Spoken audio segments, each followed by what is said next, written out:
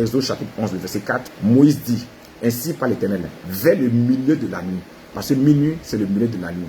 Vers le milieu de la nuit, je passerai au travers de l'Égypte, et tous les premiers-nés mourront dans le pays d'Égypte, depuis le premier-né de Pharaon assis sur son trône, jusqu'au premier-né de la servante qui est derrière la meule, et jusqu'à tous les premiers-nés des animaux. Alléluia. On lit également Exode chapitre 12, le verset 29. Ce que Dieu a dit en Exode 11 à Moïse va entrer en action au milieu de la nuit. Dis-moi au milieu de la nuit, c'est-à-dire à minuit exactement. Au milieu de la nuit, l'Éternel frappa tous les premiers-nés dans le pays d'Égypte, depuis le premier-né de Pharaon à son trône, jusqu'au premier-né du captif dans sa prison, et jusqu'à le premier-né des animaux. Pharaon se leva de nuit, lui et tous ses serviteurs, et tous les Égyptiens, et il y eut de grands cris en Égypte, car il n'avait point de maison où il n'y eut un mort. Dans la nuit même, Pharaon appela Moïse et Aaron et leur dit, levez-vous, sortez du milieu de mon peuple, vous les enfants d'Israël, allez servir l'Éternel comme vous l'avez dit.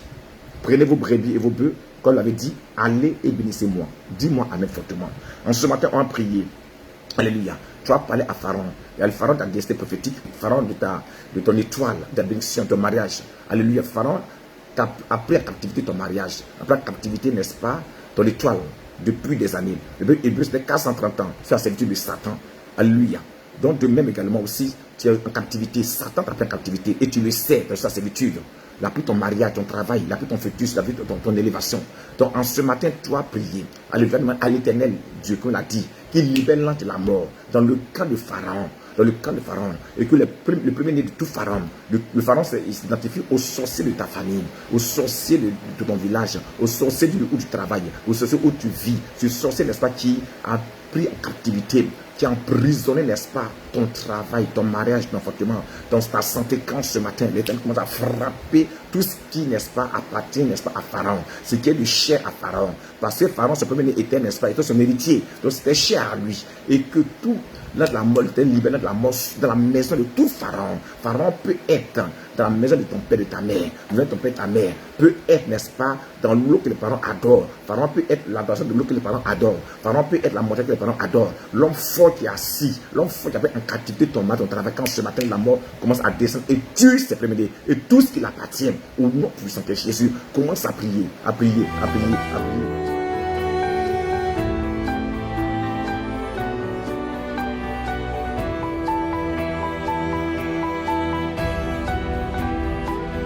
Est relâché, ta santé est relâchée, ton malade est relâché, ta gloire est relâchée. Oh non, puissant de Jésus, Satan n'a plus pouvoir sur toi, l'autorité sur toi, tu n'es plus, n'est-ce pas, sur son contrôle, sur son joug, il ne peut plus te contrôler, tu n'es plus à son service. Oh non, puissant de Jésus, amène-moi cette fois, tu reçois dans le nom puissant de Jésus, amène cette fois, tu reçois au nom puissant que je vais être. Merci Père de te rendre grâce, au nom puissant de Jésus. Dis-moi même fort, Juge chapitre 16, verset 1, verset 3, Samson partit pour Gaza. Il vit une femme prostituée et il entra chez elle. On dit aux gens de Gaza, Samson est arrivé ici. Et il environnait et se tint en embuscade toute la nuit à la porte de la ville. Et il restait tranquille toute la nuit, disant, au point du jour, nous le tuerons. Samson demeura couché jusqu'à minuit. Il faut dire minuit, au milieu de la nuit. Vers minuit, il se leva. Il faut dire en ce matin, je me lève maintenant. Je me lève comme un héros. Je me lève comme une vaillante héroïne. Je me lève comme un vaillant héros. Je me lève comme un guerrier de la prière. Je me lève comme un soldat du Seigneur. Car je suis un vaillant guerrier. Je suis un vaillant comme mon Dieu. J'ai chapitre 15, verset 2 ou 3. Il dit que notre Dieu est un vaillant guerrier. Je suis un vaillant guerrier. Je me lève en ce matin. Je dis à ton frère, je me lève comme un vaillant guerrier. Je me lève. On y vers minuit, Samson se leva. Il saisit les bâtons de la porte de la ville et les deux poteaux, les arracha avec la barre, les mit ses épaules et les porta sur le sommet de la montagne qui est en face d'Hébron.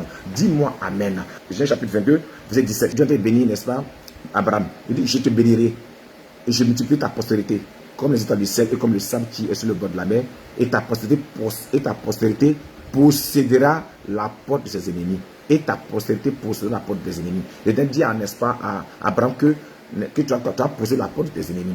Ici, Samson, n'est-ce pas, en se levant tôt, le matin, en se levant, n'est-ce pas, à minuit, parce qu'il allait voir la prostituée, n'est-ce pas, les gens de Gaza, n'est-ce pas, ont entouré, n'est-ce pas, la ville, alléluia, le lieu où il était, donc seul quelqu'un va sortir, tous les matins, il va le tuer. Or, il ne savait pas que Samson connaissait, n'est-ce pas, les veilles de la nuit. Il connaissait, n'est-ce pas, l'heure propice, n'est-ce pas, pour repayer les portes, le propice pour combattre, le propice pour être béni. Il connaissait les veilles de la nuit, il connaissait le timing, l'heure pour un changement de destin, un changement de grâce, de gloire. Il savait ça véritablement. Donc il s'est réveillé à minuit. Il attendait, n'est-ce pas, le matin pour le tuer, mais lui s'est réveillé à minuit. Il faut dire, Satan, tu es un bâtard. Satan, tu es le père du mensonge. Satan, c'est pas tout. Alléluia. Tu es en fait, tu as la connaissance. Et il s'est réveillé avant à minuit. Et qu'il s'est levé, il a eu possession des portes des ennemis de ses ennemis. Comme l'Éternel a béni Abraham. En verset 17, il dit quoi? Bon, je prends, il dit, et ta postérité possède la porte de ta descendance. Mais nous, en ce matin, nous sommes la descendants d'Abraham. Alléluia. Donc, conséquent, en ce matin, tu as prié. La même manière que Samson a pris possession des portes de ses ennemis. En ce matin, tu as dit à l'éternel Dieu, oh Seigneur, ce matin, comme Samson a pris possession des portes de ses ennemis, de la même manière que tu as dit à, n'est-ce pas, à Abraham, tu as possession des portes de ses ennemis. En ce matin, je me lève comme un homme, je me lève comme un guerrier, et je dirais profiter maintenant que je prends possession, le contrôle des portes des ennemis, mes ennemis, prends possession des portes de mes ennemis, les portes de ma santé, les portes de ma santé, les portes de ma santé, les portes de ma santé que l'ennemi avait confisquées. Prends possession des portes de mes ennemis au nom puissant que Jésus.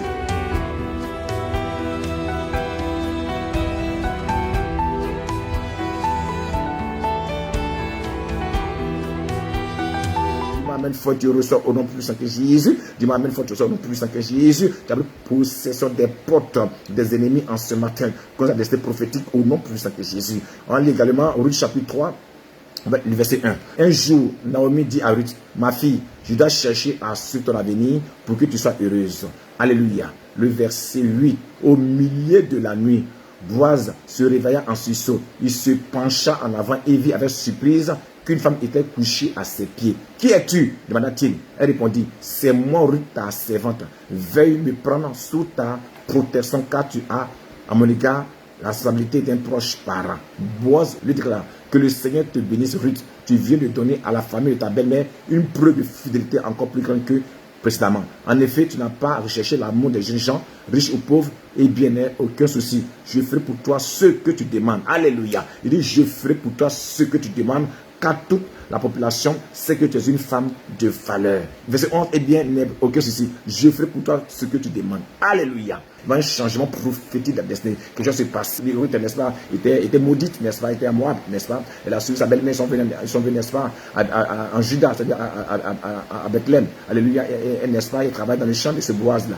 Amen. Depuis plusieurs jours, Boaz le voyait. Mais lorsque sa belle-mère dit qu'il était temps maintenant qu'elle prépare maintenant son avenir, il va dire, n'est-ce pas, Naomi, et sinon à Ruth, va se coucher au pied, n'est-ce pas, de Boaz. Et c'est ce qu'elle a fait. Et quand elle a fait cela, c'était en minuit que cet homme s'est réveillé. Et quand qu'elle a vu Ruth, quelque chose s'est passé. Il faut dire Amen. Dieu chante ta beauté à minuit. Il y a une métamorphose, il y a une transformation de ton état spirituel qui agit sur ton état physique.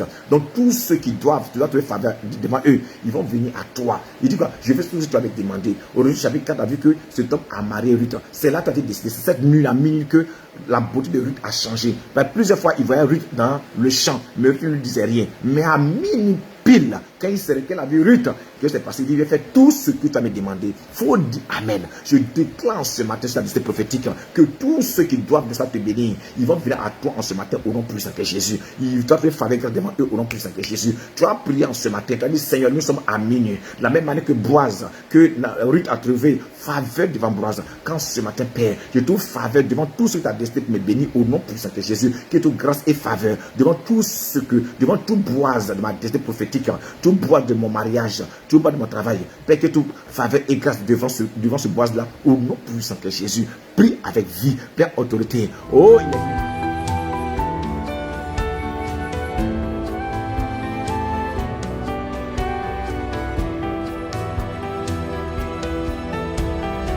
au nom puissant que Jésus. Dis-moi, Amen, fortement, tu reçois au nom puissant que Jésus. On prend 1 Roi, chapitre 3, le verset 20. 1 Roi 3, verset 20. Je vais commencer à partir du verset 19. Or, cette nuit, le fils de cette femme est mort parce qu'elle s'était couchée sur lui. Alors, elle s'est levée au milieu de la nuit. Et pendant que je dormais, elle a pris mon fils qui était à côté de moi. Elle a couché dans son lit, puis elle a placé son fils qui était mort à côté de moi. Alléluia. Ici, c'est, je voulais dire que quoi, à minuit, les sorciers travaillent, les sorciers travaillent. C'est une chrétienne et une païenne. Et pendant la nuit, la sorcière a perdu son enfant. Elle a couché son enfant, l'enfant est mort. Et pendant que la chrétienne dormait, elle a échangé l'enfant. Alléluia. Elle a pris l'enfant, n'est-ce pas, de la chrétienne. Et elle, n'est-ce pas, a mis son enfant mort, a donné ça à la dame. Et malgré qu'ils sont réveillés, la chrétienne a reconnu que c'est son enfant qui était de la mère de l'autre. Ils sont allés voir le roi. Ils sont allés voir le roi. Cette femme demande à ce que le roi tue l'enfant. Alléluia. Et le roi Salomon, après discernement, a vu que l'enfant ne partait pas à la sorcière, à la chrétienne. Tu as prié en ce matin. Alléluia. Dans l'enfant a été échangé. C'est la minuit, c'est un temps où les gens échangent les bénédictions. Mais pour toi, ça ne va pas échanger au nom puissant de Jésus. Dis à Dieu en ce matin, Dieu de justice, rends-moi juste en ce matin, que tout sorcier, avant ma naissance, pendant ma naissance, après ma naissance, jusqu'à cet âge, que tout ça a été échangé pendant la nuit. Quand ce matin, éternel Dieu, Dieu de justice, rends-moi justice, rends-moi justice, rends-moi justice, rends-moi justice, et redonne-moi ce qui a été volé au nom puissant de Jésus.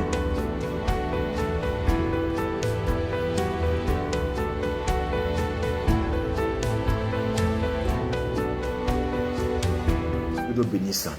Je dirais prophétise maintenant que Pharaon lâche vos bénédictions au nom puissant de Jésus. Je dirais prophétise encore également que vous avez possession, n'est-ce pas, des portes de l'ennemi au nom puissant de Jésus. Je dirais prophétise également que, n'est-ce pas, que vos boises, la prophétise que tu as été échangé et restitué au nom puissant de Jésus. Tu es béni en ce matin au nom puissant de Jésus. Au nom puissant de Jésus. Je dis que tu as te repositionner de ta destinée. Au nom puissant de Jésus. Je prie pour tous ceux qui sont malades pour recevoir la guérison au nom puissant de Jésus. Dans les portes ouvertes de vos vies au nom puissant de Jésus. Dans la position des portes de vos ennemis au nom puissant de Jésus. Je prophétise maintenant la faveur de vos vies, la faveur de grâce sur vos vies, de grâce et faveur de vos boises, de votre destinée au nom puissant de Jésus, au nom puissant de Jésus, au nom puissant de Jésus. On déclare cela sur vos vies. Je bénis vos vies, je bénis vos os, vos sangs, au nom puissant de Jésus, au nom puissant de Jésus. Que cette grâce s'attache à vos enfants au nom puissant de Jésus. Je les prophétise, bonne journée au nom puissant de Jésus. Que votre nuit soit paisible, que mon Dieu se révèle à vous au nom puissant de Jésus. Que ça soit avec vous au nom puissant de Jésus. Amen.